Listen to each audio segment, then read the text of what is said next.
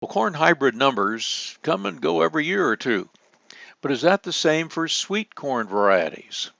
Marty Williams is USDA's chief sweet corn specialist. We have the honor of being with one of my favorite sweet corn partners. Marty Williams is a researcher with USDA's Agriculture Research Service here at the University of Illinois, and sweet corn is something that we have a lot of fun with. I remember last year we we ate our way through a sweet corn field. That was pretty good. But you've got some new research, and you've got an ear of sweet corn right in front of you. I must really applaud you for getting out there planting your sweet corn early and getting an ear that good here really just early in June. Yeah, June, we're doing pretty well. Yeah, well, I think you probably have a source of information that might have sourced this from another growing location, but it's a good prop for what we want to talk about today. What's your research about, Marty? So I thought the question I would answer for you today was just how long does a commercial sweet corn hybrid last? Sort of what's the useful life of a sweet corn hybrid that's commercialized? Okay, a certain number or a certain name or something, and how Right. long, whether that will last 5 years or 50 years. Right, exactly.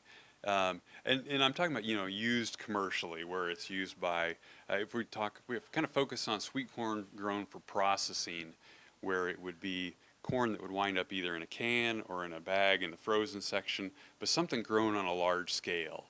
And we actually have some data from some of the vegetable processors that allowed us to answer this question. This data set contained all of the U.S. production for about 3 decades. That's a long time to get really good information from commercial sources. Right. For that long of a time. Right. So for every field they planted in the U.S., we have information including which hybrid they used. So I wanted to use the prop here, this ear of sweet corn, as an illustration. If you can envision like each kernel representing a unique hybrid. And let's just say this ear represents all the hybrids that were grown over a 3-decade period. So what we can do when we analyze that data is we're actually going to break this kind of almost in half. So probably this end would represent all the hybrids that were grown just a single year, and that was it. So the hybrids, if all the kernels on here represent a hybrid, they were grown 1 year and that was it. They weren't grown again. So we'll set that aside. So this represents over this 3-decade period, the hybrids are grown more than a year. Now if we're going to kind of whittle this down a little bit more, break it again, well, this group of hybrids were grown anywhere from 2 to 5 years. Okay, so well, we're going to set those guys aside here because they didn't last beyond 5 years. So everything here represents hybrids. Each kernel represents a hybrid grown for at least 6 years. Now, if we focus on the top 10 kernels, so kind of that row right along the top is roughly the hybrids that were grown for more than a decade. Okay, so that's interesting when we compare it to field corn, because as I understand field corn, the average lifespan of a field corn hybrid is about 3 years. Some real elite lines might be grown 5 or 6 years, but here we're talking about lines that were grown over a decade. And if I do one more step here and I just pluck off one of these kernels of the data set that we were able to look at, there was one hybrid that was grown the entire 3-decade period. So you get a sense of just how long some hybrids are useful, and it also accounted for about a quarter of all the acres planted. So there's a little bit of not all hybrids that are available commercially are used identically. In fact, some of them have a very long lifespan and are used widely. That hybrid probably made a lot of money for a lot of people. Yeah, probably so. So, what is it about that hybrid, or even these top 10 hybrids? Sure. What is it about them? And we don't know for certain, but there is certainly a hybrid has to tick a lot of boxes for sweet corn.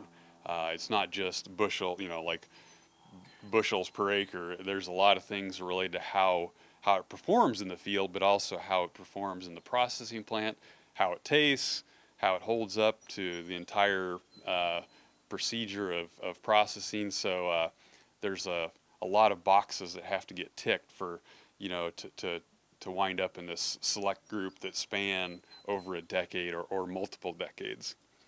Well, if an Illinois corn grower decided he or she wanted to get into commercial sweet corn production and got a contract with a processor, how do we go about picking that one kernel that might last for a lot of years? Well, that's a good question, because actually, my understanding for most of the vegetable processing companies, they're actually going to choose which hybrid will be planted.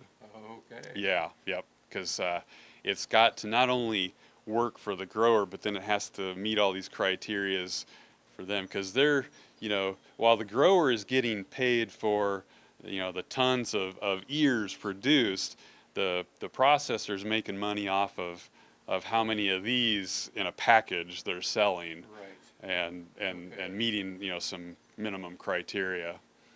Well, I think most people could understand that's the way it works. Yep. And we wouldn't want to pick a hybrid that we think is good and the company not want it at all. Right. So Yeah. that'll work out well.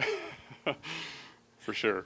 Well, we appreciate Marty Williams explaining the sweet corn process to us, and the length of the fact that how long some of those have been used. That's a great illustration, and I'm glad we had that ear of sweet corn this morning. Yeah. Well, it's a nice prop for the topic. Wonder how it tastes. We'll have to see. Right. Thanks to Marty Williams. I'm Stu Ellis.